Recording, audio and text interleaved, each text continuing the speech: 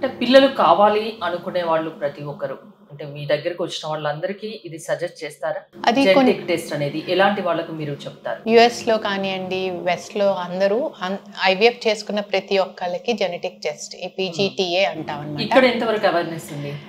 ఈ పీజీటీ అనేది అడ్వైస్ చేస్తారు, చేస్తారు కూడా. కానీ మన గవర్నమెంట్ రూల్ ప్రకారం అందరికీ చేయకూడదు. ఇండికేషన్ అవసరమైన వాళ్ళకి మాత్రమే చేయాలి అనేది రూల్ ఒకటి పాస్ చేశారు.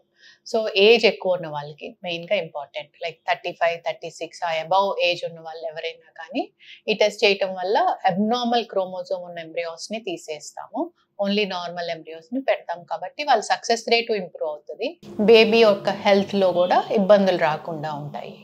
అంటే ఫ్యామిలీ హిస్టరీ ఉంటేనే, ఏదైనా ఫ్యామిలీలో ఎవరికైనా బాగా లేకుంటేనే, అలాంటి పిల్లలు పుడితేనే, లోపాలు ఉన్న పిల్లలు పుడితేనే ఈ టెస్ట్ చేయించుకోవాలన్నా? అంటే ఇంతకుముందు నేను చెప్పాను కదండి, ఏజ్ ప్లస్ ఇంతకుముందు ప్రెగ్నెన్సీస్ అబ్నార్మాలిటీస్ ఉంటే కానీ లేదంటే రిపీటెడ్ ఫెయిల్యూర్స్ కానీ చేయించుకోవటం ఒక కేటగిరీ. మీరు అన్నట్టు ఫ్యామిలీ హిస్టరీలో థాలసీమియాస్ కానీ, సికిల్ సెల్ ఎనీమియా కానీ, అలా ఏదైనా జెనెటిక్ డిజార్డర్ ఫ్యామిలీలో రన్ అవుతూ ఉంటే వాళ్ళకు కూడా మనం ఈ టెస్ట్ చేయొచ్చు. కొంతమందికి క్రోమోజోమ్ ట్రాన్స్లోకేషన్స్ ఉంటాయి, అంటే ఉండాల్సిన చోట లేకుండా వేరే క్రోమోజోమ్కి ఒక పార్ట్ వెళ్ళిపోతుంది అనమాట, దాన్ని ట్రాన్స్లోకేషన్ అంటారు. అలా ఉన్న వ్యక్తులకు కూడా ప్రెగ్నెన్సీ కావాలి అన్నప్పుడు మిస్క్యారేజెస్ ఎక్కువ అవుతూ ఉంటాయి అనమాట. వాళ్ళకు కూడా ఈ జెనెటిక్ టెస్ట్ అనేది అడ్వైస్ చేస్తాం.